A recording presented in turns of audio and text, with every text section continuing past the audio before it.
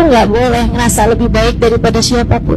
Karena kita sama dia, sama siapapun yang kamu anggap baik, sama-sama sedang masa proses, sedang sama-sama diuji, sama-sama masih diuji. Nggak usah kebanyakan ngasih nilai. Yang ngasih nilai bukan kita, jurinya bukan kita, jurinya ahkamul hakimin, alaihissallah biahkamul hakimin. Jadi nih buat teman-teman semuanya, tiap kali kamu ngerasa saya lebih baik dari dia, bilangin astagfirullah, astagfirullah, astagfirullah. Ya Allah, saya nggak tahu siapa dia. Bisa jadi akhir kehidupannya husnul khotimah. Saya nggak tahu akhir kehidupan saya seperti apa. Ya Allah, ampuni saya, ampuni dia.